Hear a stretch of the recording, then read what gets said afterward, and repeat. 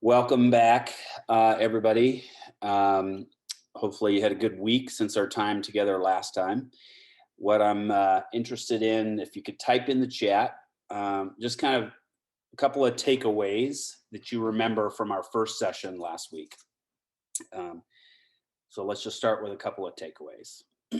So last week we talked primarily about business structure, right? What's the best appropriate business structure for your type of business entity? And there were three things that we needed to kind of ask ourselves to help kind of guide us towards which is the proper business structure for us. Do you remember what those three areas were? Yeah, good, Jim. Liability is one, right? We want to make sure we're creating a layer of separation between our own personal assets and the assets of the business in case something happens there. Yep, Deborah, good. Taxes was good. Good, right? So tax structure was one of the things that we talked about. Good, Katie, and control. So thank you, everybody, for kind of chiming in. So control, taxes, and liability are the things we're looking for, right? From a tax standpoint, right, the primary difference between an LLC, which most businesses start out as, is what they call a pass-through entity, right? So the income that's made through that business passes through to the individual owners of that business, and they report any income via their own personal tax filing return. It's also at a lower tax bracket typically than a corporate tax rate. That's one of the benefits of doing it that way. And then from the control standpoint, again, just to recap, it's a matter of how many people are involved in the business, right?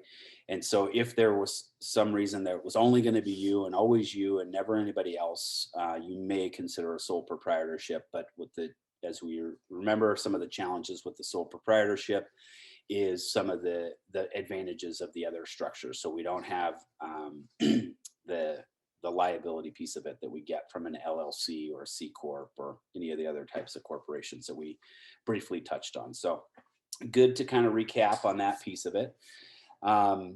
So today we're going to kind of move forward a little bit, and I'm going to talk a little bit about some finances. And again, just always kind of keeping us focused a little bit on your own personal well-being throughout the process of being an entrepreneur, and what that means. And I'm going to share a fun video that just kind of breaks it up a little bit. And I'm please again continue to ask questions as part of this process. I love seeing the questions in the chat, and I'll try to get to those as we can. And I want this to be as directly focused on the work that you're doing and what you're trying to create as much as possible so that we can get you where you need to be. And again, reminder, feel free to reach out to me directly. I'm happy to chat with people in between our weeks and our times together here, and make sure that you have the resources that you need. So with that, one last question. People can give me a little thumbs up or type in the chat a yes or no. Everybody hopefully received the email from me with the link and the access to the shared Google Drive where the resources will be kept. Good, Katie, thank you. Good, good. Jim, Margaret, all right, looks like people are getting it. So that's great, and we'll continue to build on that, and I'll keep continuing to add the folders based on the weeks that we are together here, and we'll add the video recording links as well, so you can go back and review that information as much as possible. So this week, we're gonna kind of dive into the finance piece of it, finance and accounting. It's either one of those subjects that you love it or you hate it, or a little bit of both, but it's a necessity. And this is an area that a lot of entrepreneurs struggle with, right? Because it's not something that they're comfortable with doing. They, was never an area that they studied or that they focused on.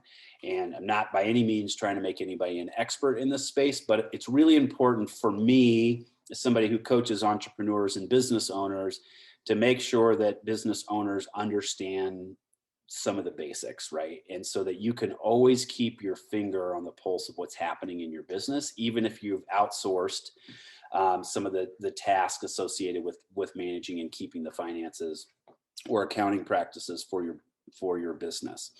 And the reason why that's so important to me is because a long time ago, I was a banker and a finance guy, and I had too many businesses that came across my plate that had been taken advantage of by people within their organization, their in-house bookkeeper, or whatever the case was, that was embezzling money from the organization, and the owner never paid enough attention to the finances just to keep their finger on the pulse of that. So that part's really important for me.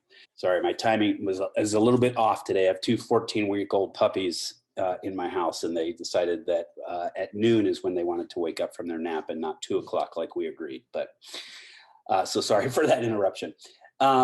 So I'm going to jump into a couple of things here. Let me share my screen. Yep, here it is. Okay, so one of the things, let's just start here with this kind of personal piece of it. Hopefully everybody can see my screen here. I'll post this article in there. It's an older article, but it's still very, very relevant as far as the reality of what it means to own a business. And I know many of you have owned a business for quite some time, and you can certainly relate to this, but some of you are new and just getting into this. So one thing that's really important, and we talked about this last week with the PowerPoint presentation that I briefly covered about why people want to be an entrepreneur and what kind of leads them down that path. And, a lot of things that come up in that process is I want more autonomy. I want more control over my schedule. I want to, just have more freedom and flexibility around my work-life balance, right? And what's interesting, and I know that a couple of my colleagues that are on the call on this side can certainly relate to this, right? With the joke in the entrepreneurship space is I gave up working 40 hours for somebody else so I could work 100 hours a week for myself. And it's just the reality of how it works in the beginning, right? So in the beginning, typically, it's going to load here. Yeah. In the beginning, right, there's no work-life balance. It's just typically not how it works because you're wearing all these hats within the business itself, and you have to kind of grow and scale this business. You have to do the accounting, you have to do the marketing, you have to, figure out all this physical space and have all these different meetings. And most of you are still trying to see patients or working with clients on the side as you're building this kind of infrastructure, if you will, around the business. And it just takes more time and more resources to do that, especially on the front end. So just be aware of that, accept it, acknowledge it, move forward, embrace it, and look to the fact that there will be a bright side to the end of the tunnel there, right? Be honest with yourself at what you're good at and what you're not good at, right? And this is something you will hear all the time, right? Focus on the things that you're really good at and outsource everything else, right? And typically, accounting, as an example, is one of those areas that we're going to focus on, where we want businesses to again, focus on the work that you do. Most of you are therapists, you're trained, you're licensed, you specialize in one particular area, and that's really good. And you're typically going to outsource your accounting work to somebody else, and that's perfectly fine to do that. We just want to make sure that you're keeping a handle on some of that as you do so. So just be mindful of that piece of it, okay? And then the other biggest thing that I typically find with early stage entrepreneurs is overcome that fear of getting started, right? So many of you, are still working on your concept. You still have this great vision for what you're trying to create in that space. And you're afraid to take those first initial steps because I'll do it when it's perfect, right? When everything's exactly how I hoped it would be. And then I can launch it and move it forward in that direction. And I'm here to tell you that that's not how it should work, right? Because the one thing I'll always say to entrepreneurs on a pretty regular basis is I want you to go out and talk to 100 people you don't know about your concept and get candid feedback. And the reason why that is because internally, right, we typically lean on our friends and family, talk about our idea, our concept. And we always get positive feedback, right? Because your friends and your family, they love you and they love what you do, and they're always going to be supportive of it.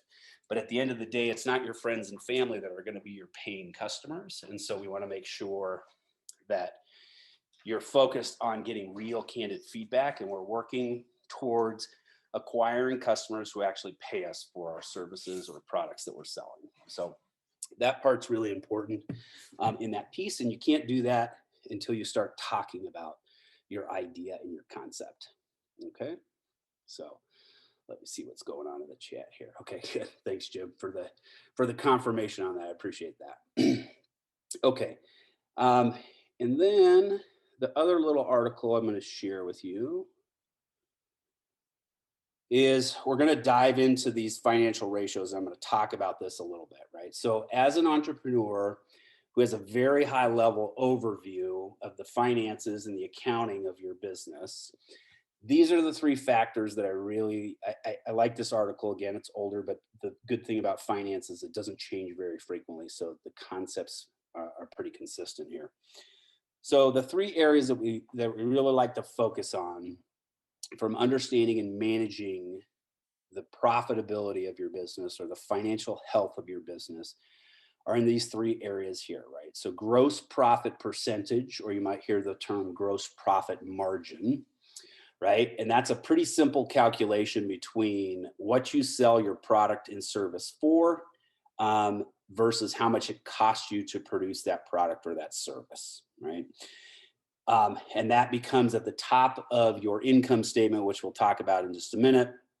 But at the top of your income statement, it's typically you see revenues, and then you see a category called cost of goods sold, or the acronym COGS, right? And for therapists, as an example, or people that are working in the health and wellness space, this sometimes is a little bit convoluted for them because they're offering a service and it's like, well, I charge this a dollar amount, and if you don't know what you're going to charge yet for your service, we're going to get to that, right? But if you don't know, if you know that you're charging the service, and what's your cost to produce that service, right? And if it's a physical product, it's simple to figure out, right? I make a product, I sell it for this dollar amount, and there's all these different pieces that go to assemble this one final product, and each of those have a price point to it. It's pretty simple to figure out.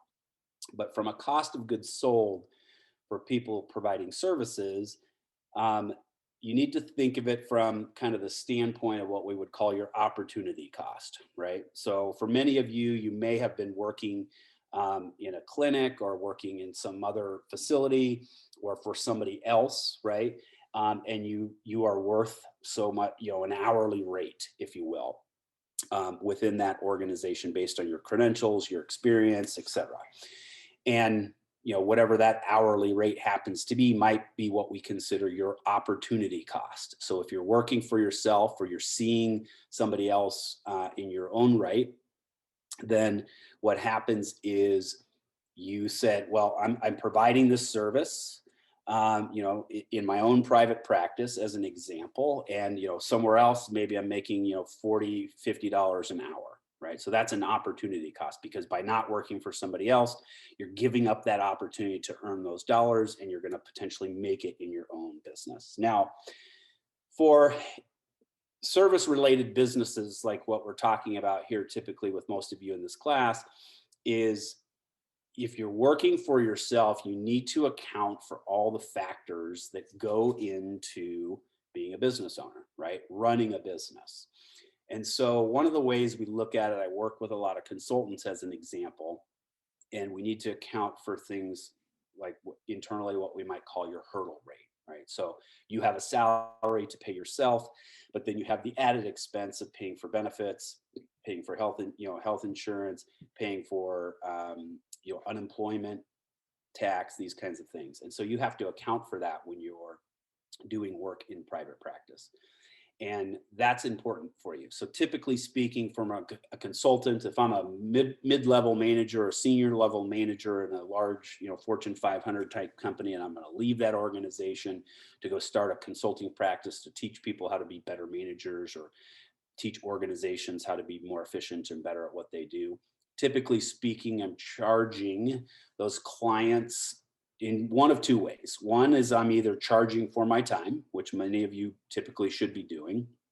And we're charging that at an exponential rate on top of what I was getting paid as a salary within an organization that I work for, because I have to compensate for that hurdle rate, right? So I might charge somebody 2 times what my rate was when I worked for somebody else, right? To accommodate that. The other way that consultants do that, and many of you might be doing things related to, say, offering programming or services, and maybe you're doing it with clients that are on on the side, or you're running a class on the weekend, or maybe you're consulting with businesses to say, you know what, health and wellness is important within your organization. I would like to come in and help improve the productivity and performance of your workforce through a health and wellness related program. Now, if that's the case, as an example, another way that we typically encourage consultants to charge for their services, first and foremost, when you put forward a bid to work with those types of organizations, you always typically would provide 3 pricing tiers. Okay. And the first pricing tier would be kind of that, hey, here's what you asked for. It's kind of the basics. You know, it'll cover what you asked me for, and here it is, and this is the price. And then that third bucket is going to have everything that they asked for, plus a little bit of extra things in there that they really want that they didn't know that they wanted, but man, it sounds so good, I can't pass it up. And then you're going to have a third pricing tier, which is typically very high priced and maybe typically outside of the price point of most of the clients that you work with. But both that low price point and that high price point are driving people back to that middle price point, which is really where you want them, because that's where you get the greatest benefit from the services that you offer. And they also see what they feel is a kind of this customer perceived value. And those pricing structures typically are structured from the standpoint of saying, here's how much money I'm going to save you, right? Because say we're coming in here and increasing productivity within your team. And one of the things that I focus on is reducing employee turnover, right? So we're going to create a more well-balanced workplace, and we're going to decrease employee turnover. And therefore I'm saving you X number of dollars per year. Or the flip side of that is, how much more money am I going to help you make in that process? So that I'm going to charge you a percentage of, I'm going to increase your revenue by $1 million organization wide. So therefore my fee is $100,000 for providing that service, right? It's typically a percentage of that. So those are a couple of ways to think about it as far as the pricing point goes. And we're going to go in next week. We'll start to dive into a little bit of pricing structure and how you might, a couple of different pricing categories and things you might consider. But the point I'm getting at with this gross profit margin is you have to figure out what the appropriate price is for you to be charging for your services. And then you have to account for the cost to create that. Now, if you're running a private practice, you're paying a lease space, you have fixed costs, those kinds of things, that those get worked into that cost to provide that service as well. If you're doing an online platform or some other type of hybrid model, there might be a different structure to it that is a little bit different for you to follow. So, but what we're looking for here in this gross profit percentage, right? Typically speaking, most businesses, we want to see above 66% gross profit margin, okay? And that's typical. And the reason why that is because it leaves us money left over at the end of the day when we get through all the different expense categories of running a business that allows us to make a little bit of profit at the end of it all. So that's something for you to focus on from that standpoint. Okay. The next category down, and so the gross profit percentage we're going to see on the income statement. So sometimes referred to as your profit and loss statement. And that'll help us really identify, what we're doing and making sure that we're charging enough for the services that we're offering. So we'll see that on the income statement. I'll talk about the income statement here in just a little bit. And typically speaking, the income statement, we like to see kind of broken down in thirds. So that top third is this gross percentage profit margin, right? So no less than a third of the revenue that we generate should go to cost of goods sold, if that makes sense. Okay. The next item down there is something called the quick ratio. And the quick ratio is something that we're going to see on the balance sheet. And on the balance sheet, we're looking at assets and liabilities. And what the quick ratio tells us is basically the health of your organization when there's a hiccup, right? So COVID would be, something that's outside of the business's, normal flow or whatever the case is. COVID's an example of something that's outside of the control of the business. Now, prior to COVID, right, we didn't expect things like, 2 years worth of shutdown or 2 years worth of loss of revenue, something along those lines. And many businesses were not prepared for that. But what the quick ratio is a calculation between short-term liabilities and short-term assets. So when I say short-term, we're talking about anything that's 12 months or less on the balance sheet. And when we say long-term, it's things that are typically longer term. So if you have a credit card debt, as an example, that's something we call short-term debt, even though you're typically paying on that credit card for many years. But that's the nature of how credit cards work. Now, if you had if you had purchased a building, as an example, that typically is a long-term, mortgage type payment, and that would be something that's a long-term asset, a long-term liability. But what the quick ratio does is it creates a metric for us between short-term liabilities and short-term assets. And what that's telling us is basically how long can the business survive in the event this hiccup happens, right? There's a loss of revenue because there's a supply chain disruption. There's an economic, there's a political something or other that has impacted our ability to operate our business the way that we normally would. And before COVID, long before COVID, we typically would expect to see businesses have at least 3 months worth of operating expense in this ratio, right? So that basically means the metric would come back and tell us that the business could survive for at least 3 months in some type of economic downturn or disruption in the revenue stream. And that would be sufficient for what we were trying to create. More commonly now, even just before COVID, probably 6 months is what we're looking at because there's so many outside influences and factors there. And these are best practices, right, for businesses to go through. If you were to go apply for bank debt financing or anything like that, they're going to run these types of ratios. And these ratios are really important to bankers, especially if they're considering providing funding to you.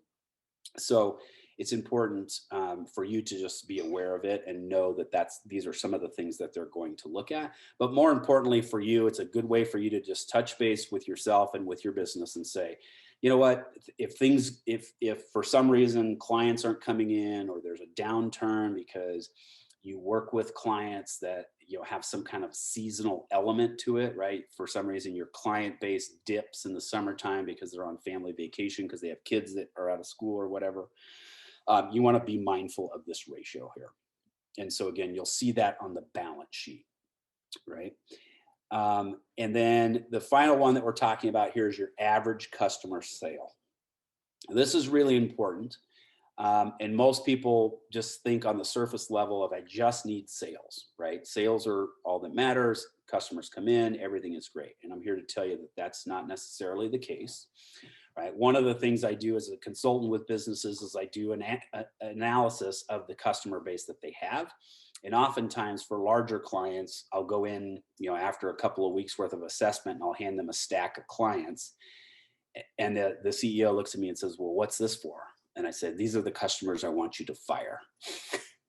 And the reason why that is because these customers are not necessarily benefiting you. They're costing your organization more money than what you think they are. And that's really important. So most of you are probably familiar with some statistics along the lines that it costs you 7 times the amount of money to acquire a new customer as it does to keep an existing customer, right? So not next week, but the following week, we're going to go through an activity to help you identify really, truly who your ideal customer is, right? Because oftentimes in the beginning, when you're creating a business, you think any customer, right? Somebody's going to pay me money. That's a good thing. And I want it.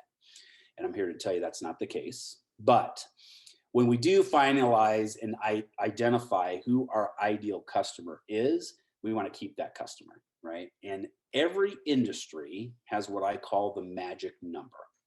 And I discovered this many years ago when I was in the banking industry, because during economic turns, banks, are kind of leading the way as far as what that disruption looks like. And I did an analysis to try to figure out how do banks continue to thrive when the economy's about to go into a recession like we might be experiencing here, right?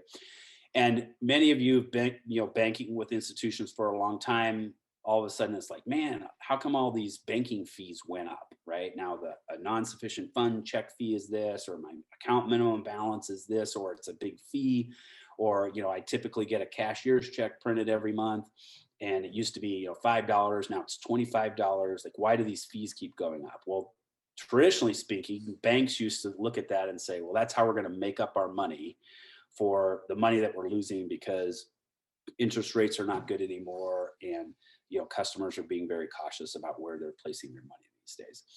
And I said there must be a better way to figure out the customers that are more profitable to us. And in that process, I realized, what they call low cost accounts, right? So your checking account, your business banking account, as an example with a bank, typically is what banks really like to see because it's low cost funds. Means they don't typically pay you interest for your money sitting there, and you keep a lot of it there. So they have the ability to kind of play with it a little bit and lend it out in a couple of different ways. And then what happens is they, so they look at that and they encourage you to do that. The other thing that I was looking at is that many moons ago, maybe some of you are old enough to remember this, but it used to be really a popular thing for banks to open big physical locations, right? And I used to do that for banks. So you go to the parking lot where your King Supers is, as an example, and there'd be 3 banks in the corners of the parking lot, 3 banks in the exact same parking lot. Like, how and why is that the case? And what I used to always try to wonder is, so when a new bank would come to town, they would open a bank across the street from me and they'd hang a huge banner outside that says, hey, come open your free checking account with me and I'll pay you $50. And I would think, man, $50 doesn't seem like a lot of money. Why are customers doing that? Well, $50 is $50, and it was relatively, painless to go over and open a new account. So how and why would they do that? And the ones, sorry, Deborah, let me see if I can stop the squeaky toy here.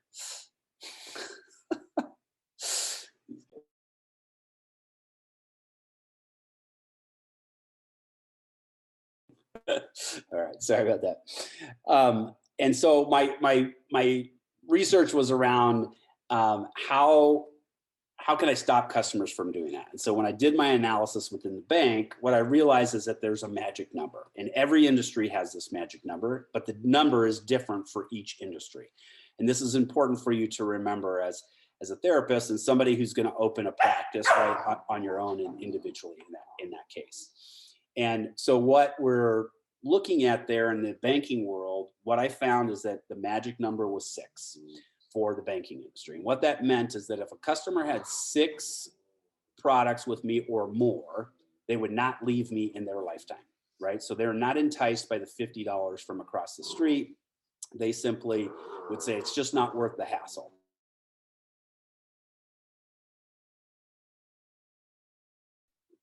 It's not worth the hassle. And so what they would do, when I say 6 products, they have a checking account, they have a savings account, they have their direct deposit with me, they have a debit card, they might have an auto transfer that goes to pay for their mortgage on a regular basis. Maybe they have their car loan with me, right? They have all of this stuff. And now it's like, man, I have to move all that stuff to go across the street to get $50.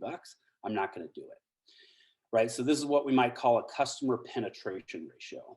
And so you think about the concept, and many of you are thinking of it from the standpoint of, like, I offer one particular service, right? One particular thing. Maybe it's just direct, what we traditionally think of from a therapy standpoint, one-on-one sessions. But many of you might be offering a variety of things, right? So maybe I offer one-on-one therapy, maybe I offer group therapy sessions, maybe I offer workshops, right, that are maybe part of a group, maybe not part of a group, right? And the question for you is, because you have a satisfied customer that you worked really hard to get, how do you get that customer to have more products and services with you, right? Maybe you sell workbooks, maybe you sell, supplemental things that the customer can take home with them and work on in between their sessions with you. Those are things that we want to deepen that penetration. Not necessarily just from a profit standpoint, right? Many of you kind of approach it from the standpoint of saying, well, I offer, these supplements that will help, as an example. I'm just making that up about the supplements, but you might offer those supplements as a thing that you might sell to a patient when they come in and during their services with you. And you think about it like, if I sell those products, that's good for me because it's a profit, and that's good. That's true. But I want you to think about it from the standpoint of how you're building customer loyalty, right? So they're hooked into the complete wraparound products and services that you're offering there in that space. So I hope that that makes sense. Are there any questions on any of those topics? Again, these articles will be in your drive, so you can go back and read them in thorough.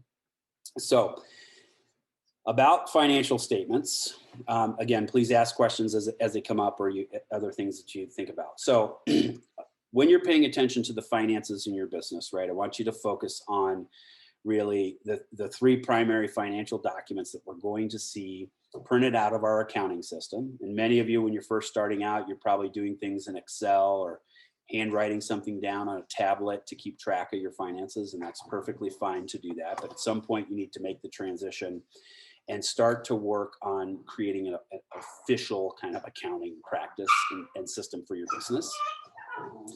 And the standard in the industry is QuickBooks, right? So it's just it's a third-party product. There's a local company here in Denver called Xero, Xero, which is a New Zealand-based company that their U.S. headquarters is based here, and they do basically identically the same thing as QuickBooks. So you can look around. There's other software packages. Most accountants will use the industry standard, which is QuickBooks.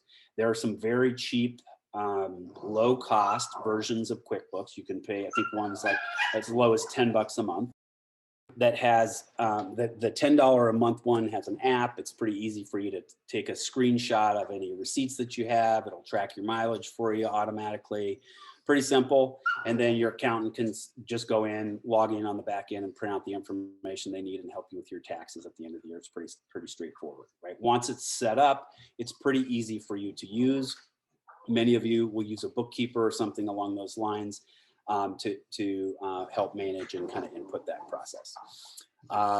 The app for QuickBooks, I think it's just QuickBooks Mobile is what it's called. If you looked on your app store and you typed in QuickBooks, it would certainly come up. It's relatively cheap to use. Like I said, it has some limitations because it's a mobile version, and it's, think of it as QuickBooks Lite, but it's a great cheap way to get started. And, again, relatively inexpensive. I think the standard QuickBooks account's probably about $40 to $50 a month. And that doesn't include anything that you might be paying to an accountant or a bookkeeper to do that. Yeah, the $10 a month version, Katie. And so, there's a couple of other ones out there that do that, but those are the two big ones that I can think of that are most common in the space. And you want to make sure, if you are planning to work with an accountant, I would check with them if you're thinking about setting something up and you haven't already set it up. Just make sure that they're using one that they're familiar with, because you don't want to have to make the conversion afterwards, but they're pretty straightforward. And so when you have this set up, then all your transactions go in there. Now, one thing that's really important, and I like to explain this from the beginning. So last week we talked about business structure, right? What's the right type of business model for you, as far as, are you going to be a sole proprietorship, LLC, or whatever the case is? So if you remember from last week, right? So we register our business with the state in which we want to operate it in. And then from there, we go to the irs.gov to get our EIN number, right? Our employer identification number. So when you register your business with the state, in this case of Colorado, you're going to get an articles of incorporation, right? You just print it right off the website. It's automatically generated for you as part of the process. And then you're going to go to the federal government and you're going to get an EIN number. And you take that EIN number, your articles of incorporation, you can go to any bank or credit union, open your business banking account. Okay, do that early on once you have the ability to do that. Now, most of us will, quote unquote, self-fund our businesses from the very beginning, right? So, okay, you're going to open your business banking account. The minimum opening deposit's $500. Where did that come from? Well, it came from my pocket, right? Or my personal checking account, or whatever the case is. That's perfectly fine to do that. And you may continue to self-fund that business for the first year or more in your practice, right? And so this is the part that's really important, because one of the aspects, right, we talked about last week was the liability, right? We want to make sure we create that liability separation in the process. Now, when you're a new business owner, and again, you're self-funding the business, you might be at the Office Depot store or whatever, buying office supplies, and you're buying some things for your office, and you pull out your personal credit card or your personal debit card to pay for those items. I'm here to encourage you not to do that.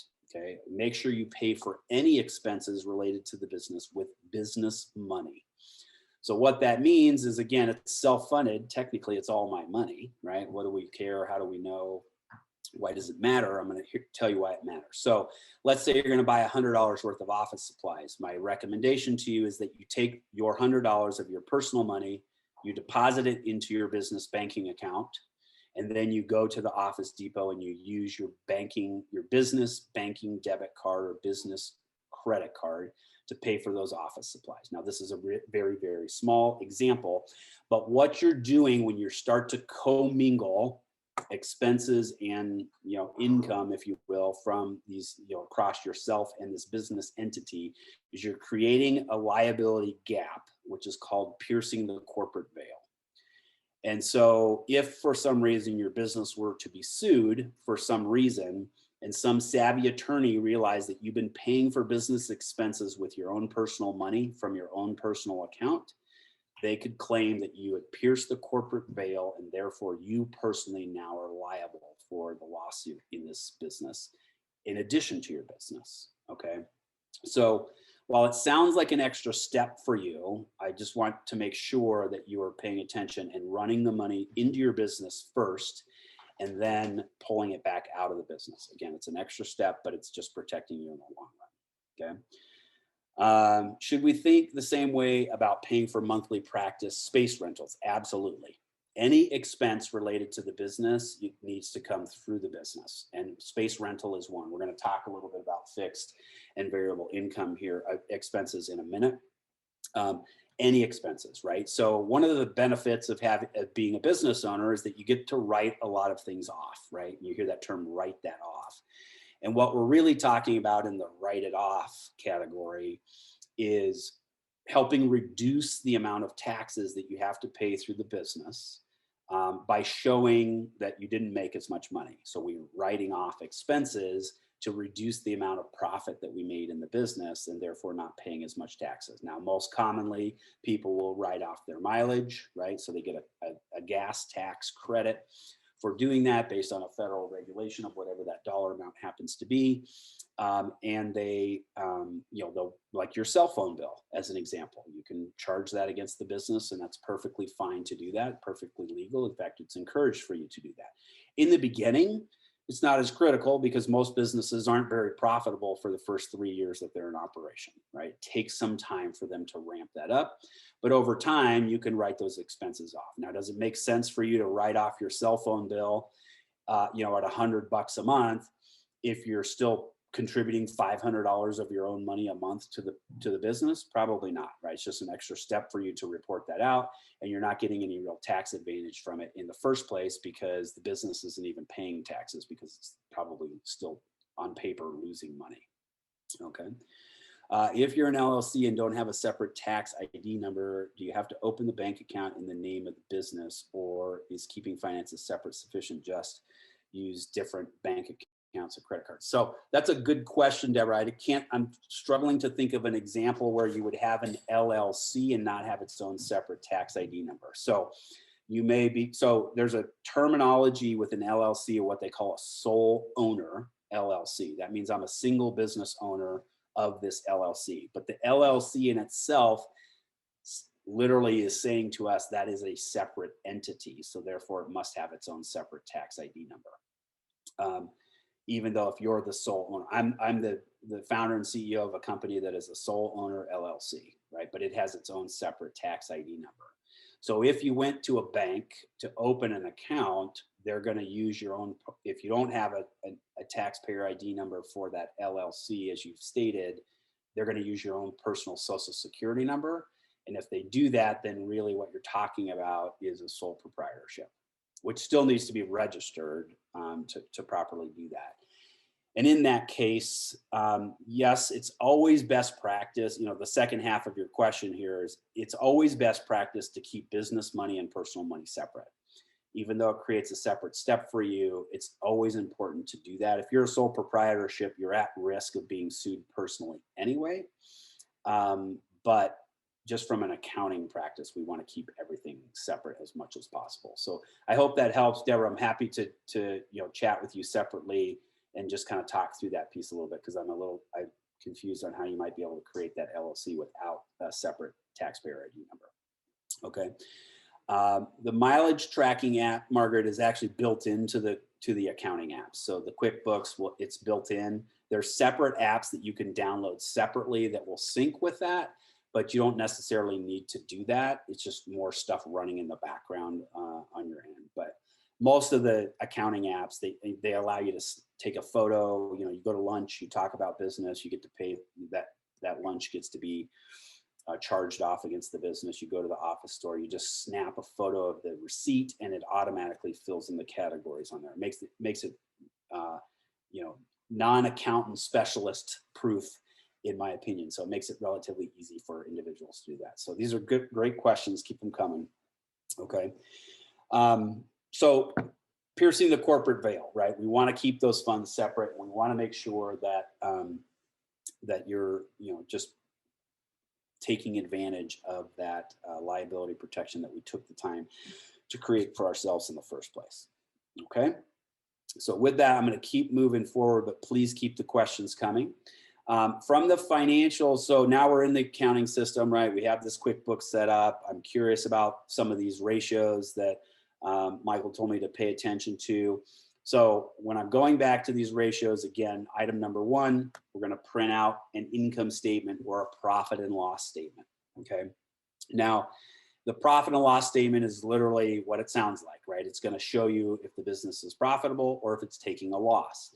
And you think, well, how can my business take a loss? Because obviously it's operating and there's money in the bank account, right? But there's a lot of line items that we put in our accounting system that actually will show a paper item trail that shows that maybe there's a paper loss, and I'll kind of talk a little bit about that in just a minute.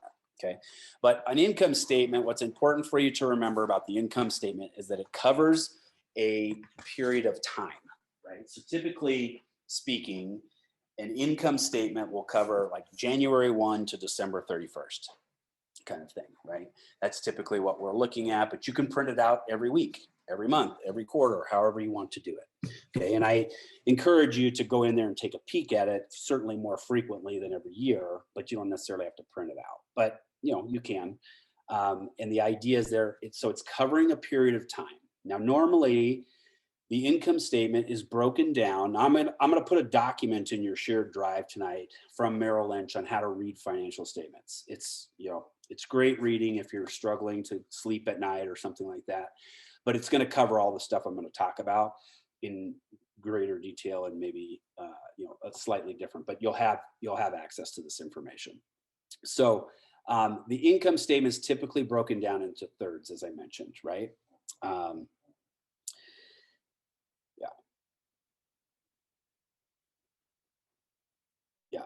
So you have this kind of sole proprietorship type of category in here, Deborah, and that's something that I'm happy to touch base with you and kind of chat through that. But a sole proprietorship is slightly different than what we call a sole owner LLC, and we can chat through that. But those are good things, and I'm glad you brought it up. I'd love to chat with you, and then we can circle back and provide some feedback to the class too, once we kind of talk through that a little bit. So on the income statement, right, what we're looking at is it's typically broken down into thirds. So remember that top third is typically that gross profit margin or a percentage there.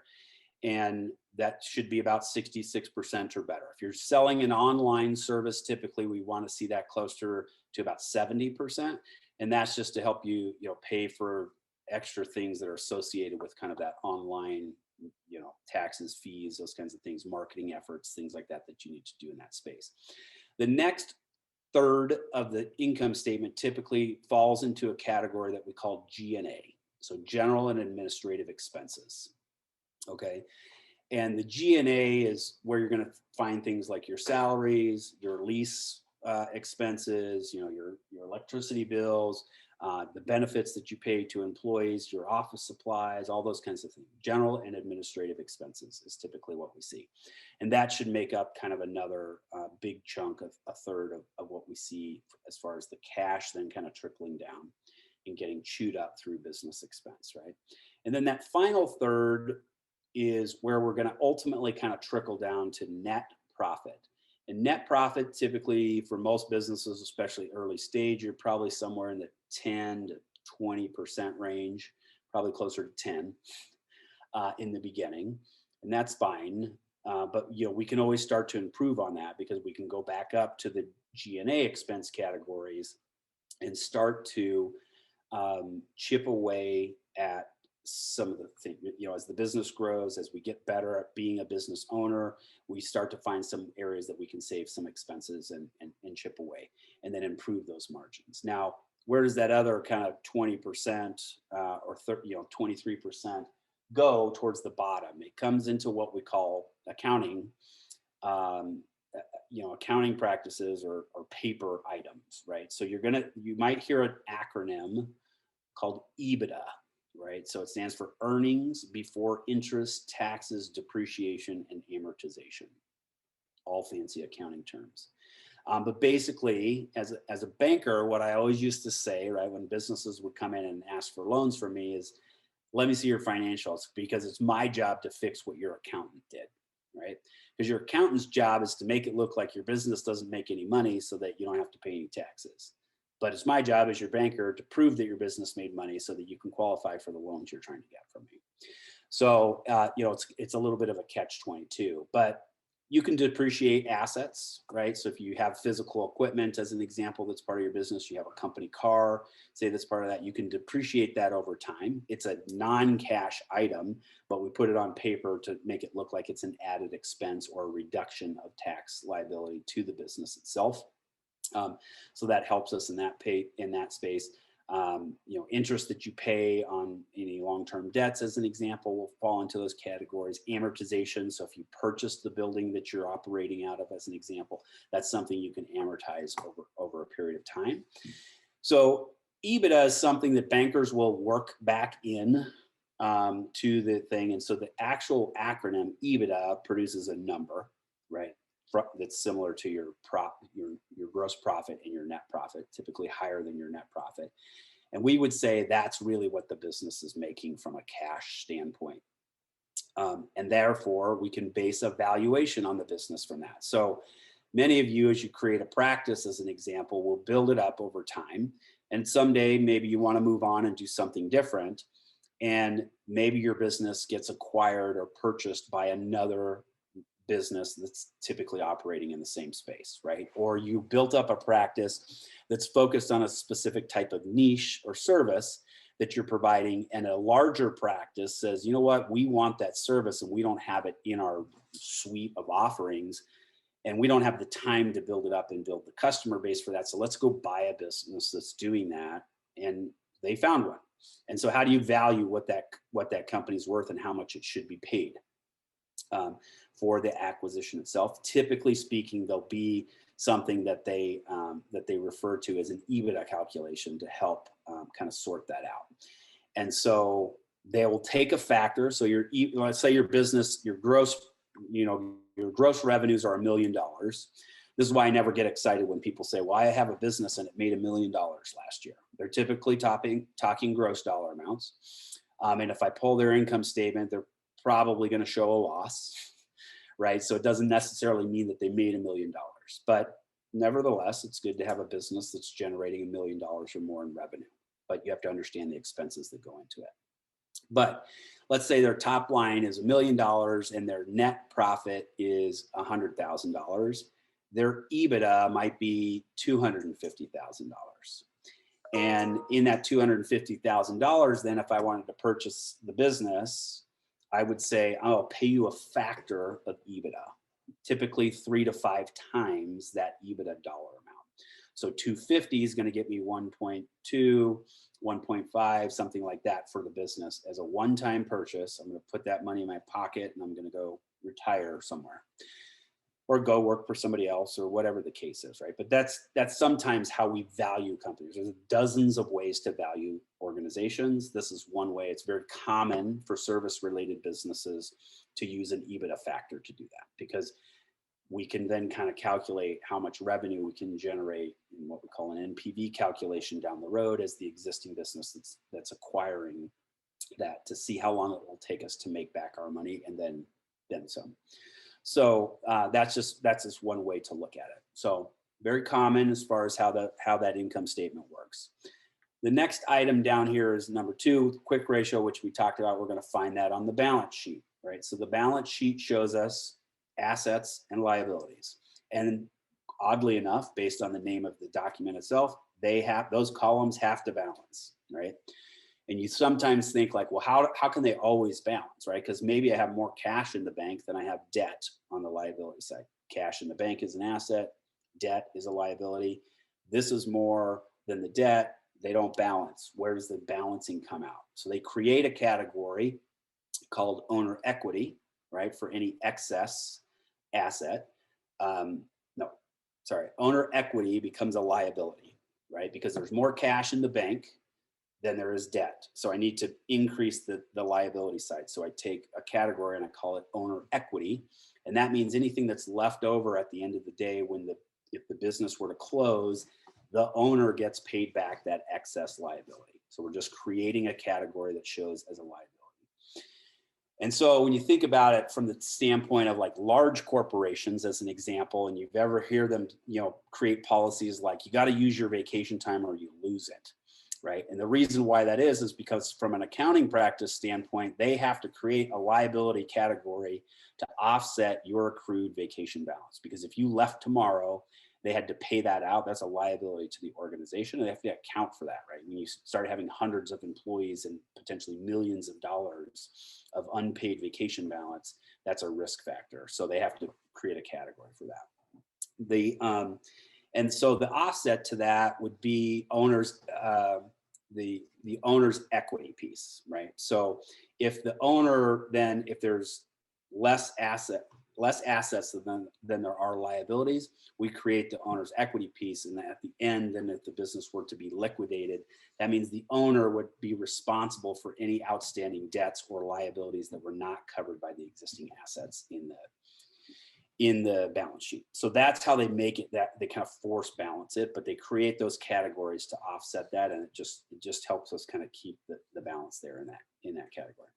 Again, typically they're broken down into short-term and long-term assets and liabilities. Things that you'll also see in there that are very common, especially for the types of work that most of you are probably doing, are accounts receivables and accounts payables, right? So a receivable means that it's money that's owed to you from some client or from some billing service or insurance, company, something like that. And that's money that's owed to you. So therefore it's considered an asset, because again, if the business were to close tomorrow, you're still technically owed that money and you could go back and submit recourse on that.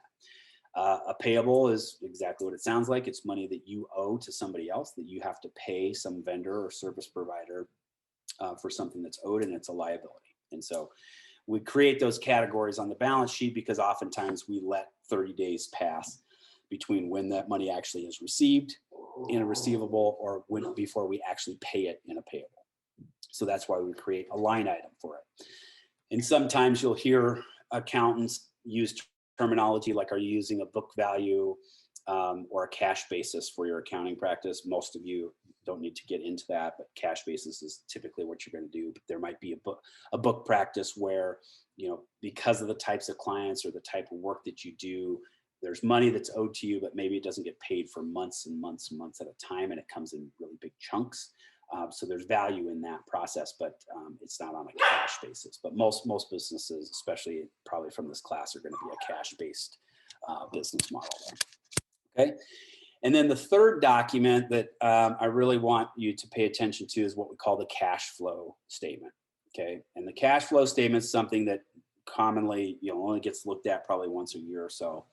But in the cash flow statement, it's telling us the most important thing, right? So you hear the term all the time in business, cash is king, right? So that means basically the more cash the company has available, liquid funds, right? Liquid assets, the more power they have, right? They can make quick decisions. They can, execute and do things that are more beneficial to the business in the short term, and that's why they use that term cash is king.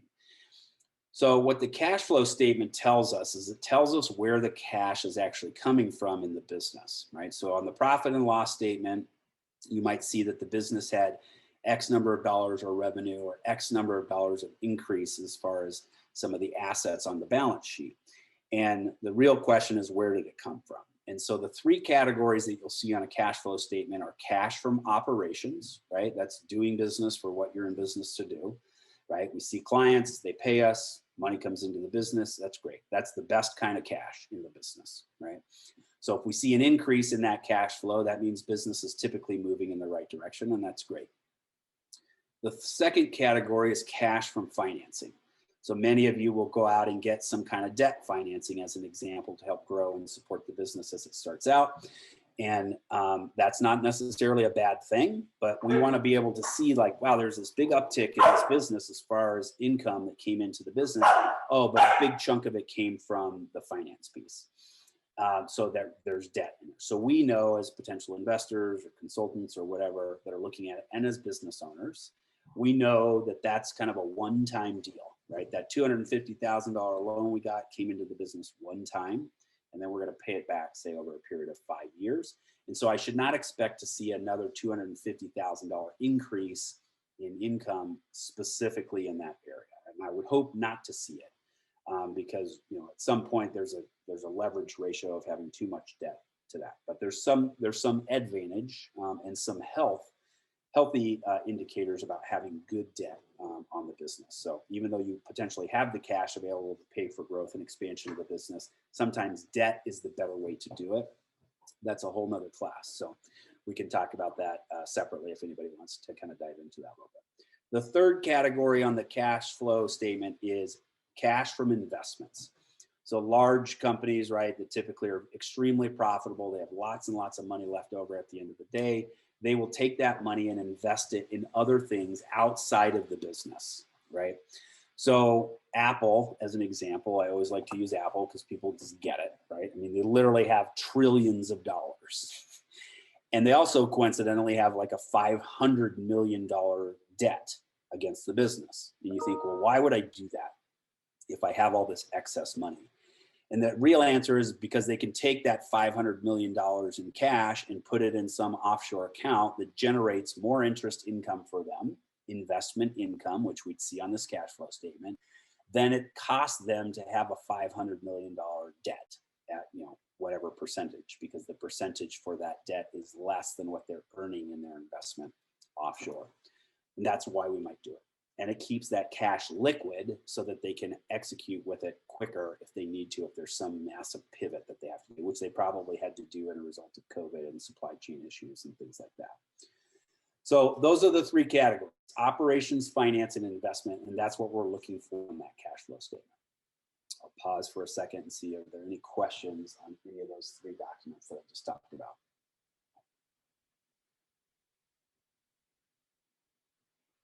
Okay. With that, let's jump into everybody's favorite topic. So I'm going to post a document I'm going to post two things in your folder that are really substantial in size. One is this How to Read Financial Statements from Merrill Lynch. It's about 35-page document. You can peruse it when you want, but it's just a good tool to reference, when you do start to look at your financial statements, if you haven't already done so, just to kind of help you understand and categorize that. The other thing is a PowerPoint presentation on accounting for entrepreneurs. I didn't show it in this class because it's a 54-page slide document, and I hate PowerPoint slides in general. And so a 55-page document is not something I'm going to share with you, but it's going to cover all the things that I just talked about in a little bit greater detail. But again, it's more so for you to have a reference there, right? No, that's a good question. No, you weren't supposed to be seeing the documents because I didn't pull them up, but they are in that tool that I'm going to give you in regards to from Merrill Lynch. So you'll see sample income statements, balance sheets, and cash flow statements. So you'll see all that in that document that I share with you. Okay. So now we're going to kind of transition over into break-even analysis, right? So fixed cost, variable cost. Most people, I'm assuming, go ahead and give me kind of a thumbs up if you don't mind, in regards to if you know what fixed costs are versus variable costs. Give me a thumbs up, raise a hand if you have a question. If you're not sure, just let me know and I'm happy to chat through it. I see June raised his hand. Sorry, I'm navigating here. Okay. So Deborah understands the difference between fixed and variable.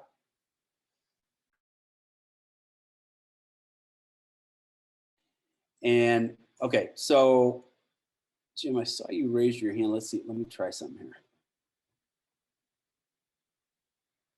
Jim, I freed you up to talk. If you want to unmute yourself, you can ask a question if you want. If not, I'll put you back on mute. I thought I saw that you raised your hand. Playing with the tech here. Okay, that was an accident, no problem. Okay, so I got a kind of sort of no problem there. So anyway, so the difference between fixed and variable, right? So fixed costs are exactly kind of what they sound like. They're fixed. The dollar amount, the expense is exactly the same every month, right? For most of you, that's typically you're leasing an office space, right? And the rent is the rent. Whether you see patients in that space or not, the rent is always the same, right? It does not vary based on the amount of volume or the amount of revenue that you make as a result of being in that space, okay? So you just think about it from that standpoint. If you had a long-term debt, as an example, that you had for the business, that's typically a fixed expense because it's going to stay the same payment amount for the life of the loan. And it won't change even though you're paying down the principal right up till the day that the final payment is due. A variable cost is something that fluctuates, typically based on the volume of business that you do, right? So if you have a cost associated with seeing clients, as an example, and let's say you run a workshop and you have printed materials that are part of that workshop, you don't need to print materials until you know how many people are part of that workshop. And then you typically would go to a professional printer and you'd print those out. And maybe you print out a workbook and it costs you $10 for every book that you print out. That varies based on the number of participants that you have in the class. So it's not a fixed expense every single month, right? You typically wouldn't make that change until you knew exactly how many you had to print out. And it would be associated with how much revenue you generate as a result of that, right? Because that fee is typically built into the cost of the workshop to your client. But it's still a cost to you, and it varies from time to time in that space, right? So we have to think about it a little bit differently there, okay? So hopefully that clarifies that. We can continue to give examples. I'm going to give examples actually throughout this presentation, right? But your fixed costs are, as I mentioned, they don't vary based on your production, based on the amount of volume or clients that you see or the amount of units that you produce or anything like that. They are what they are and they stay the same regardless. Variable are tied specifically to the amount of volume that you're doing, clients that you're serving, products that you mailing, whatever, if you're shipping out physical product as an example, there might be more expense associated with that. And that's typically tied back to the price you charge for your services. You combine those two, that fixed and those variable costs, you get what we call total cost. So on the income statement, when I talked about cost of goods sold, right, we're typically looking at, you're typically looking at variable costs because those costs are associated with the amount of units that you're producing. And your fixed costs will typically end up in your G&A category. Okay, that general and administrative expenses, right? So we're looking for those two items. In the accounting world, there's something that they call cost accounting, right? Not very common for service-related businesses, but when you make physical products, right? So we're a large auto manufacturer, as an example, they use a cost accounting method. And they can source every single piece of that vehicle and what the actual unit cost is for every single piece that goes into one vehicle. And they can break that down and say the cost to produce one vehicle from all these different sources of materials is X. And that's something called cost accounting. It's not very common in service-related businesses. but total cost is what we're looking at here. So don't confuse cost of goods sold as a total cost, because we want to make sure we work in our fixed cost as part of that conversation. And so fixed cost, variable cost equal our total cost. And then we need to generate a revenue, right? Income, what's our sales price for whatever product or service we're offering. And that should exceed our cost to produce those items, okay? And if we make more money, then it's a profit. If we make less money, then it's a loss. And we want to just make sure that we're paying attention to the differences there. Okay. And typically on your income statement or your profit and loss statement, you'll see losses, any negative items put in these parentheses like this. So they don't put like minus $1,000 at the end of your net profit or loss. It'll say $1,000 in parentheses means that was a loss. $1,000 without the parentheses means that was a profit. Okay, so that's just that's accounting practice. So just typically how you will see it there. Okay, so here's kind of 3 examples, just again to kind of just drive everything home in regards to fixed costs. When you think about things like physical stores, right, like Target as an example, they have a fixed cost related to the expense of that building, to typically the infrastructure that they put inside, which includes the shelving, displays, carts, those kinds of things. All that stuff is built and put in that store before they sell a single item, before they open the doors and let a single customer come through there. That's a fixed cost, and they have to pay for that regardless of whether customers come in at that store or not, right? And so that's just one way to think about it. If you had a physical location, like an auto mechanic, something like that, there's equipment that goes in there. If you're running a private practice, as an example, maybe you have a very specialized category there. You have a specialized category there of, you're focused in one particular area. So like neuroscience, as an example, and you have a battery of tests that you typically would administer to your clients. Those testing materials cost money, right? And the testing materials themselves might be a fixed cost. They might be a fixed cost because it's a one-time deal, right? You have to pay to have the subscription to it or get the initial materials, or it potentially could be a variable cost because every series of tests that you provide to your clients, cost $25 a session or whatever it is. That might become a variable cost in that space. If you have specialty equipment or things like that in your space, some of you might be doing, give me one second.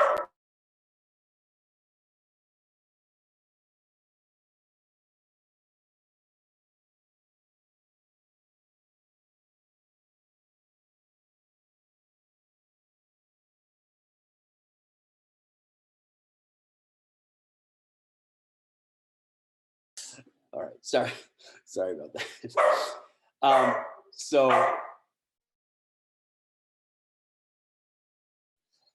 Okay, so again, some of you might be doing, more, say, of a holistic type of practice or some type of treatment center there. You're a masseuse, as an example, and you have to have fixed costs like associated with your massage table and some of the equipment that you put in there. And you have very little in the way of variable costs, maybe some of the oils or potions or things that you might use on a patient. Those potentially would be variable costs, right? I always like to use this example of kind of rideshare services, Uber, Lyft, those kinds of things, because most people are familiar with what they are, whether they use them or not. Not important. But from a fixed cost standpoint for Uber, if I'm an Uber driver, I have a car, right? And typically I'll have a car payment. That's a fixed cost. It stays the same every single month, whether I drive for Uber or not, right? I have that same fixed expense. I have insurance costs, which are also typically a fixed expense, right? It's the same dollar amount every month, whether I drive my car or not, right? Typically speaking, some insurance companies give you the option to claim a non-use and you don't have to pay for insurance, or it's a reduced rate for insurance because the car is not moving. But again, for the Uber example, whether I drive 1 day a week or 5 days a week, my insurance is going to be the same price. Okay. So then we talk about variable cost here a little bit, and we get, again, kind of the same examples here, right? The the cost varies based on production or the operations, again, the volume in which you're doing. So we apply the variable cost examples to the same three categories that I just talked about, right? So from a target standpoint, they have an inventory expense, man hours, right? Personnel, electricity, right? Because maybe during, say, the holiday months, right? The store is open longer hours, at least traditionally, right? We always used to go rush out and shop during the winter holiday months. So the stores would stay open longer. So the electricity bills were probably typically higher during those months than in a slower month or a different time period, right? Personnel, we have to staff up more during busier times of the year. So again, that varies because we're experiencing more volume. Inventory is something typically most retail stores pay for upfront at 50% of what it's worth. Some of them do it on terms and they don't pay for 60 to 90 days kind of thing. But ideally, right, they're paying for inventory, and the dollar amount of that inventory always fluctuates based on the amount of inventory that they bring in, right? So it makes sense that it varies a little bit. Again, with the auto mechanic space, there's parts, there's labor, right? Again, the personnel needed to perform the work based on how much work is coming into the shop. If you have your private practice, again, I'll go back to those tests that you might use to assess clients where they're at in the stage of their journey. I think there was somebody in here that was doing something like an equine therapy as an example, right? If there's more patients coming in, you may have to add more horses to the practice itself, which comes with an increased food bill and all the different things that you need to care for and maintain the horses in that piece. So when you look at things like, let's use that equine therapy example, if you did bring on an extra horse, say, into the practice, you have hard expenses for that, right? I'm assuming there's probably like a saddle and bridle and different things that have to go for the horse, regardless of whether or not clients are coming in, but you've already made the commitment to bring in the horse. And so those would be a fixed cost.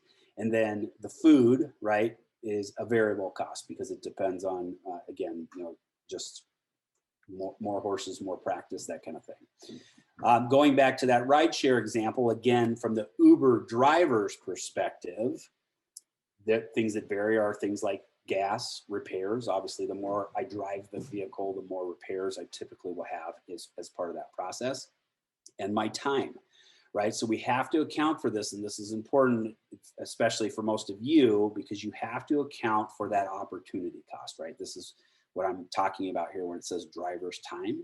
This is your opportunity cost. So where a lot of therapists struggle, especially in this the items that we're talking about here, is how do you appropriately charge for your time? And again, next week we'll talk about some pricing strategies. But for today's discussion, I want us to really just focus on the time aspect of it. How much time are you really spending doing that work, and what could you be doing instead of that to be making money elsewhere? And so always make sure to value yourself in that way. And if you're a therapist, as an example, that's taking insurance as part of your revenue stream, there's a lot of frustration that goes with that. But one of the things that I always kind of am challenged with when I'm coaching therapists, as an example, they want to take insurance because they're serving a population that typically needs to depend on insurance in order to receive the services that they provide. But insurance companies are slow to pay. They don't always pay 100%. There's a lot of challenges with the insurance piece of it, and doctors get frustrated, right? And they want to spend their time arguing with the insurance company or spending time connecting with the insurance company to try to understand the billing and why things didn't happen. And in the meantime, while they're doing that, they're typically not making progress as far as getting paid. And more importantly, they're not getting paid because they're not seeing new clients, right?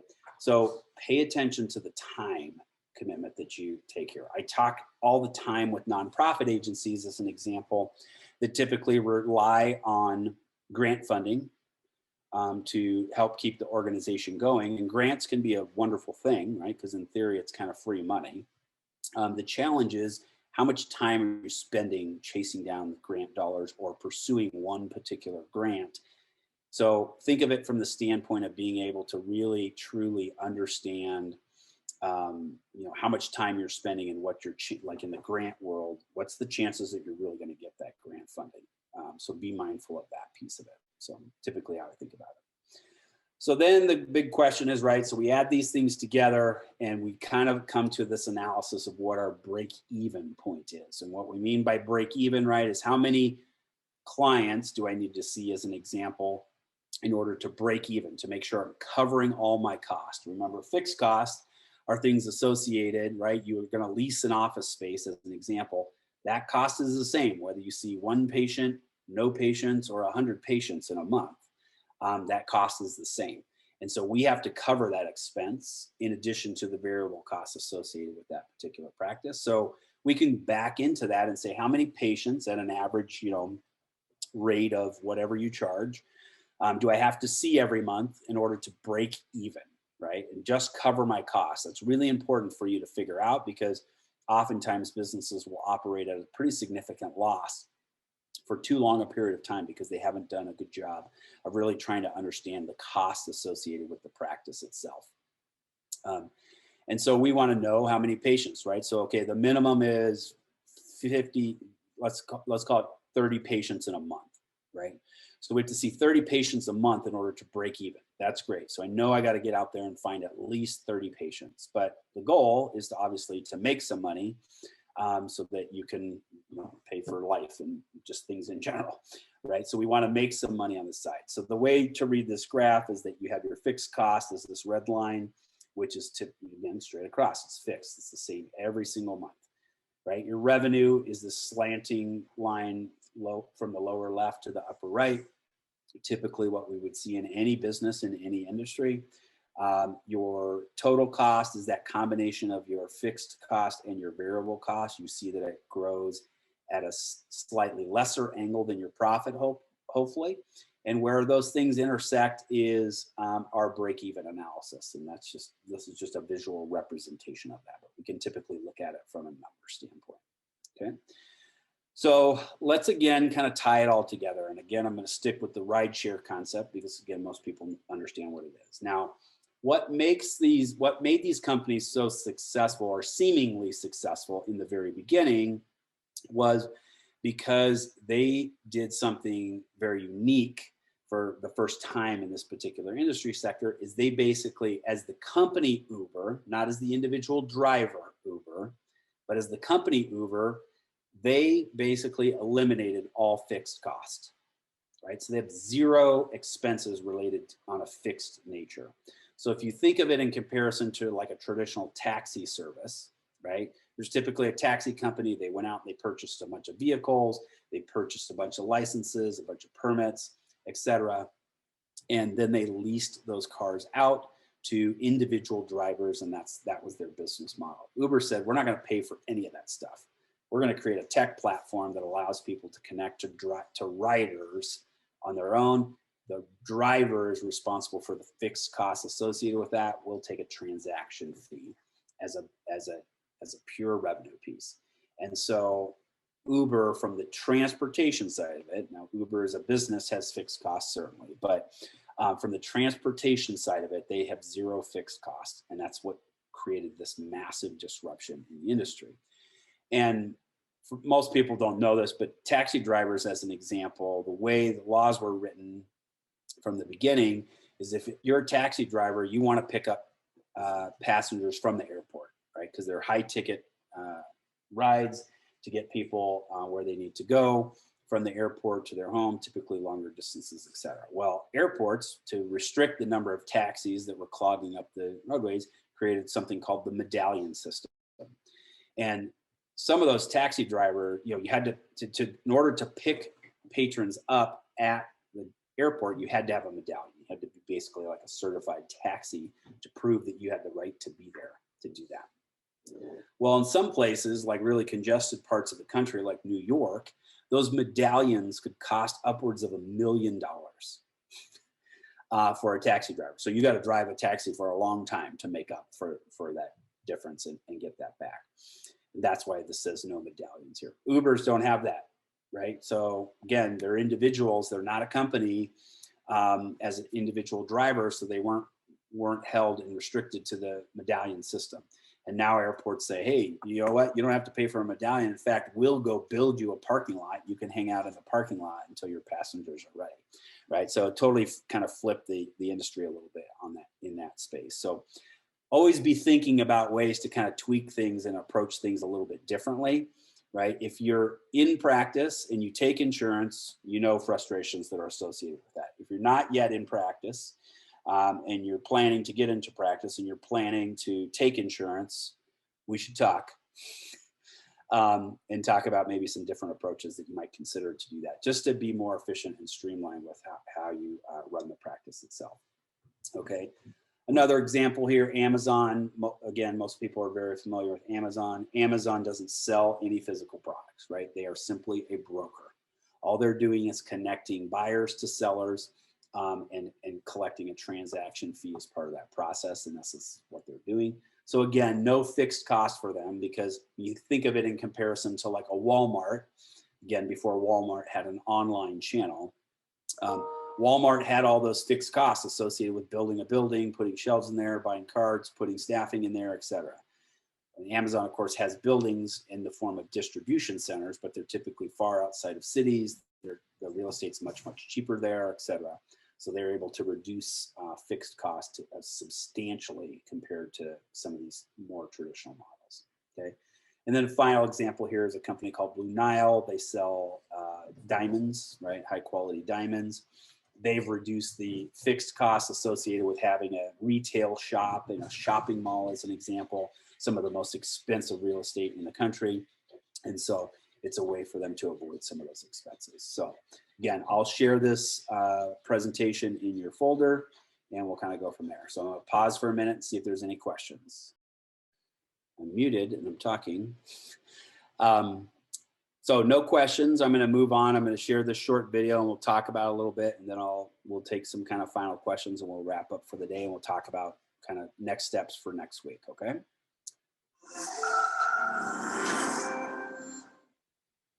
So when I was in art school, I developed a shake in my hand, and this was the straightest line I could draw. Now, in hindsight, it was actually good for some things like mixing a can of paint or shaking a Polaroid. But at the time, this was really doomsday. This was the destruction of my dream of becoming an artist.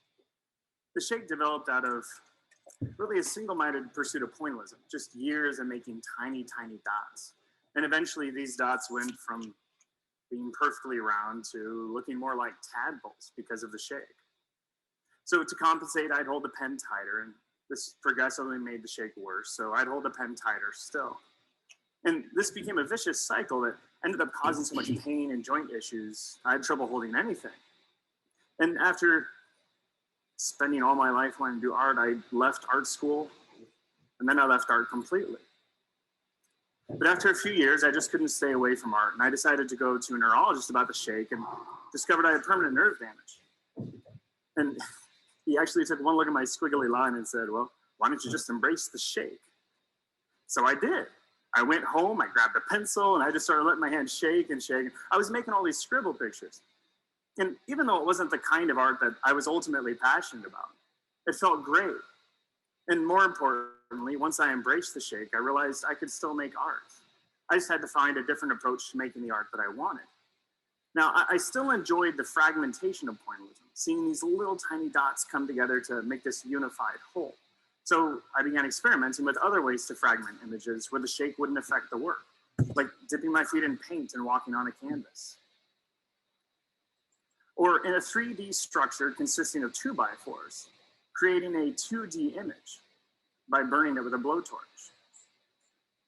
I discovered that if I worked on a larger scale and with bigger materials, my hand really wouldn't hurt. And after having gone from a single approach to art, I ended up having an approach to creativity that completely changed my artistic horizons. This was the first time I'd encountered this idea that embracing the limitation could actually drive creativity. At the time, I was finishing up school, and I was so excited to get a real job and finally afford new art supplies. I had this horrible little set of tools, and I felt like I could do so much more with the supplies I thought an artist was supposed to have. I actually didn't even have a regular pair of scissors. I was using these metal shears until I stole a pair from the office that I worked at. So I got out of school, I got a job, I got a paycheck, I got myself to the art store, and I just went nuts buying supplies. And then when I got home, I sat down and I set myself to task to really try to create something just completely outside of the box. But I sat there for hours and nothing came to mind. The same thing the next day and then the next, quickly slipping into a creative slump. And I was in a dark place for a long time, unable to create. And it didn't make any sense because I was finally able to support my art, and yet I was creatively blank. But as I searched around in the darkness, I realized I was actually paralyzed by all of the choices that I never had before. And it was then that I thought back to my jittery hands, embrace the shake. And I realized if I ever wanted my creativity back, I had to quit trying so hard to think outside of the box and get back into it.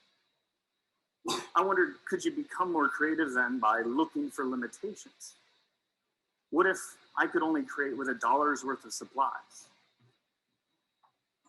At this point, I was spending a lot of my evenings in, well, I guess I still spend a lot of my evenings in Starbucks, but I know you can ask for an extra cup if you want one.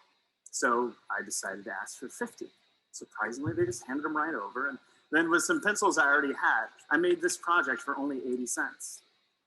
It really became a moment of clarification for me that we need to first be limited in order to become limitless. I took this approach of thinking inside the box to my canvas and wondered, what if instead of painting on a canvas, I could only paint on my chest? So I painted 30 images, one layer at a time, one on top of another, with each picture representing an influence in my life. Or what if instead of painting with a brush, I could only paint with karate chops? So I dipped my hands in paint and I just attacked the canvas, and I actually hit so hard that I bruised a joint in my pinky and it was stuck straight for a couple weeks. Or what if instead of relying on myself, I had to rely on other people to create the content for the art? So for 6 days, I lived in front of a webcam, I slept on the floor, and I ate takeout. And I asked people to call me and share a story with me about a life-changing moment. Their stories became the art as I wrote them onto the revolving canvas. What if instead of making art to display, I had to destroy it? This seemed like the ultimate limitation, being an artist without art. This destruction idea turned into a year-long project that I called Goodbye Art, where each and every piece of art had to be destroyed after its creation. In the beginning of Goodbye Art, I focused on forced destruction, like this image of Jimi Hendrix, made with over 7,000 matches. Then I opened it up to creating art that was destroyed naturally. I looked for temporary materials, like spitting out food, sidewalk chalk, and even frozen wine. The last iteration of destruction was to try to produce something that didn't actually exist in the first place. So I organized candles on a table, I lit them and then blew them out. Then repeated this process over and over with the same set of candles. Then assembled the videos into the larger image. So the end image was never visible as a physical whole. It was destroyed before it ever existed. In the course of this Goodbye Art series, I created 23 different pieces with nothing left to physically display. What I thought would be the ultimate limitation actually turned out to be the ultimate liberation, as each time I created, the destruction brought me back to a neutral place where I felt refreshed and ready to start the next project. It did not happen overnight. There were times when my projects failed to get off the ground, or even worse, after spending tons of time on them, the end image was kind of embarrassing. But having committed to the process, I continued on, and something really surprising came out of this. As I destroyed each project, I was learning to let go. Let go of outcomes, let go of failures, and let go of imperfections. And in return, I found a process of creating art that's perpetual, unencumbered by results. I found myself in a state of constant creation, thinking only of what's next, and coming up with more ideas than ever. When I think back to my 3 years away from art, away from my dream, just going through the motions. Instead of trying to find a different way to continue that dream, I just quit. I gave up. And what if I didn't embrace the shake? Because embracing the shake for me wasn't just about art and having art skills. It turned out to be about life and having life skills. Because ultimately, most of what we do takes place here, inside the box with limited resources. Learning to be creative within the confines of our limitations is the best hope we have to transform ourselves and collectively transform our world. Looking at limitations as a source of creativity changed the course of my life. Now, when I run into a barrier or I find myself creatively stumped, I sometimes still struggle, but I continue to show up for the process and try to remind myself of the possibilities, like using hundreds of real live worms to make an image, using a pushpin to tattoo a banana, or painting a picture with hamburger grease. One of my most recent endeavors is to try to translate the habits of creativity that I've learned into something others can replicate. Limitations may be the most unlikely of places to harness creativity, but perhaps one of the best ways to get ourselves out of ruts, rethink categories, and challenge accepted norms. And instead of telling each other to seize the day, maybe we can remind ourselves every day to seize the limitation. Thank you. Why do you think I'd play that video for an entrepreneurship class? Susan says powerful. Awesome. Cool. Couple of things that jump out for me. Yeah, thank you, Jim. See some limitations as opportunities, never giving up, right? All important things as being an entrepreneur and running a practice. Again, many of you spent many years in school or some kind of training programs to get some kind of certification, something like that. And then you want to come out and do this business, which is fabulous, right? But there's some challenges that typically will come along the way in finding opportunities where there's limitations there. So love the comments I'm seeing in the chat. Keep them going.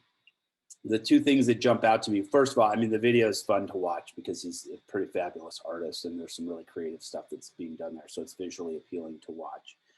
The other thing that I really like about it is that it is, he focuses on that, right? I first had to be limited in order to be limitless, right? And then in the entrepreneurship space, as an example, if you're familiar with shows like Shark Tank, as an example, Damon Johns has a book out about his journey as an entrepreneur. And he frequently refers to in his book about being what he says, being hungry, right? Like you have to be really hungry in order to proceed. So when entrepreneurs, approach him and want to work with him, et cetera, as an example, ask for money, those kinds of things, his approach is more like, no, I want you to be like starving from the standpoint. I want you to find a solution without the money so that I know that you have the drive and the wherewithal to kind of be successful in that space. And that's kind of his journey himself when he was creating Fubu. So, it's just something that I like to share with the group because, again, this journey, if you're new to it, it's a long road, right? So I think of it from the standpoint of embracing the journey, not always striving towards the end goal or the destination, if you will, and see opportunities in different things. And I kind of mentioned, something earlier about, working with insurance companies, which can be a challenge. And if that's an approach that you're going to do, fine, right? Let's chat about it and let's kind of talk about different ways to approach it and to prepare yourself for it so it doesn't feel like you're just constantly kind of fighting a losing battle. If you're open to other forms or other means of providing the practice or service that you're offering, not using insurance, there's ways to talk through that as well. So just kind of be creative in that space. I will share this video in your folder so you can go back and watch it again if you want, or share it with other people, however you want to do that. So anyway, it's lighthearted. It's just fun to watch somebody else talk besides me sometimes too, right? So the other thing I'm gonna kind of chat about today, just real briefly, is if you haven't already done this, I highly encourage people to create a mission statement for their business, right? I highly encourage people to create mission statements for themselves as individuals, right? Especially as private practitioners working in a particular field, you're typically drawn to that because of you know who you are as a person and the kind of benefit that you want to provide for other people. And that's something for you to focus on. So with mission statements, if you haven't written a mission statement before, they need to be short and sweet.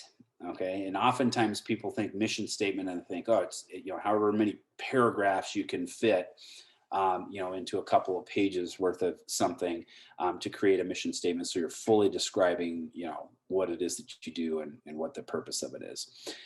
The mission statement should be really short and sweet. So one sentence, sorry, not a paragraph, one sentence, right? That simply describes who you are, what you do, and who you do it for. Okay, I'm going to type that in the chat.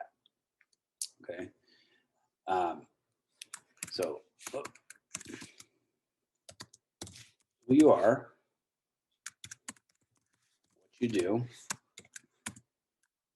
and who you do it for. Okay. So create a simple sentence that addresses those three questions.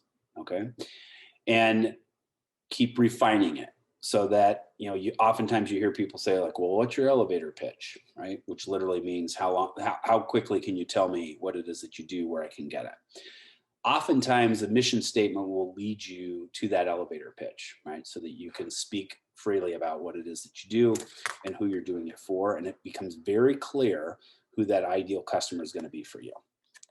That part's really important because next week we're going to jump in to starting on the marketing piece a little bit, right? How are we going to get customers? Because all this stuff we're talking about, the finances, the revenue models, the valuation of your company, none of that matters if we can't get customers. And so we want to make sure that we're getting the right kind of customers in the door.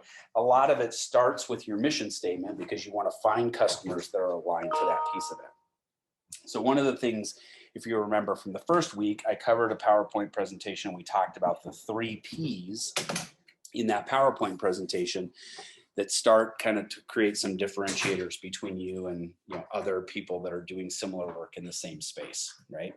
And those things will typically be the people, right? So you as a talent, as an example, other team members that you might have on your team, areas of specialization that you focus on, right?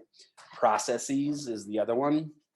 So, how can you create an experience that's different for your clients, as an example, something that's more memorable for them, more efficient, better way for them to schedule, a better way for them to pay, better way for them to experience the services, as an example.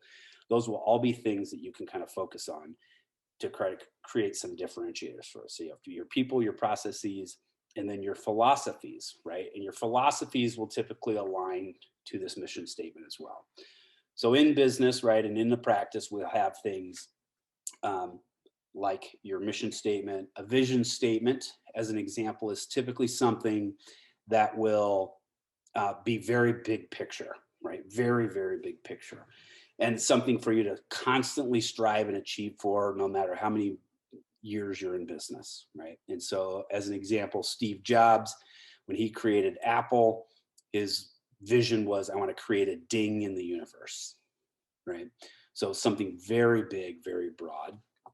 And then you have your mission statement, your vision statement, and then you'll typically have your philosophies, right? Or oftentimes in the organization as you grow, you'll have things like you start to talk about things like corporate culture, as an example. And companies will say, these are our values, and they force feed them to the employees, right? And the employees they're either in alignment with it or they're not. In either way, they have to fake it as part of that process. I'm not a big fan of that process itself, But you know, there's other ways to create better culture, and we'll touch on it just a little bit in this class. I won't spend a lot of time on it because I'm assuming most people here are starting out as solopreneurs, solo practitioners in this space, and you know, over time, obviously, you can build towards the culture there. But oftentimes, companies operate. You know, I say they should be operating on some type of philosophy, right? Some type of principle that aligns to the mission statement, and it also aligns to the customers that you're trying to serve, right? So I make a physical product in the pet care space as an example, and I operate on three principles that I say, right? So I say, first and foremost, our primary job as a company is to educate pet owners so that they can become better pet owners, right? So I typically work with pet owners that love and care for their animals, right? They're part of the family, and that's right. And that's perfectly aligned with my mission. And it's perfectly aligned with my ideal customer base, and it's great. But they still can always use the benefit of being better educated so they can continue to be better pet owners. The second thing is that is advocacy, right? So I always say we give a voice to the voiceless. So we donate a lot of money, time, resources to agencies that are providing good work in animal welfare, right? It could be animal shelters, it could be groups that are lobbying for new laws and protection around the animals themselves. And number three is we just make cool products, right? So notice that I'm a physical product company that sells a physical product. That's my lifeblood, if you will, from a business standpoint, is to generate revenue from selling products. But it's the least, if you will, important of my three kind of pillars there in that piece. We just make cool products, right? So as an organization, typically you want to create kind of this value system around what you're doing because it will add more meaning to the work that you do. Most of you, again, will be working with a population of people that certainly need the services that you're offering, and they individually will benefit from that, right? And that's a wonderful thing. But when you think about it from the bigger picture of what you're trying to create and really the change that you're trying to make, think about it from that standpoint a little bit. And all of those things should work together. So I'm going to ask, you know, from a homework standpoint, if you will, that you work on creating a mission statement for yourself, for your organization, however you choose to look at it. And maybe I can get a volunteer to type it in the chat next week when we come back so we can kind of talk through it just a little bit so we can see some examples of that. I think it's important, even if you don't share it a ton in the open public, that's okay. But it helps keep you focused, right? So again, so think about the mission statement. Next week, we'll talk a little bit about the why, you know, why you're creating what you're creating. And then we're going to jump into the marketing piece of it, right? Where I say things start to speed up a little bit and we start to have a little bit more fun with building out our practices and building our customer base in that process. And so, and I'll give you lots of tools and things like that that you can take away. And so just kind of reflecting back on week one and the tools that exist in there already, you have a business plan, right? And the business plan, again, is a tool for you to use. I'm happy to review it with anybody that wants to start to take a stab at it, even just look through it and ask me a couple of follow-on questions. I'm happy to help with that. That will help you kind of keep things focused. Your mission statement belongs in that business plan. A shorter version of the business plan is a business canvas, right? And especially starting next week and going forward, a lot of the pieces that we're going to talk about, you'll be able to fill into that business canvas or that business plan going forward. So there's no real difference between those two documents. It's more so than the format in which you're putting it together. So the business plan we're writing out in narrative format, right? Typically one paragraph, right? 3 to 5 sentences max in each category. Okay, if you can't get it done in that short a period of time, it means to me you don't have a clear enough understanding of what you're trying to communicate in that section. And that's why I like you to use that template, because it keeps you focused, right? So it's hard at first, and then once you kind of start to get the hang of it, the paragraphs will come easier for each of the subsequent sections. But trying to keep it tight and succinct in there. The business canvas is simply a bullet pointed format, right? So instead of writing in paragraph or narrative format, we're going to do 3 to 5 bullets in each of those boxes. There's about 9 boxes on that template, and that'll again keep us focused in that piece. The other tool that's in there is a presentation or pitch deck.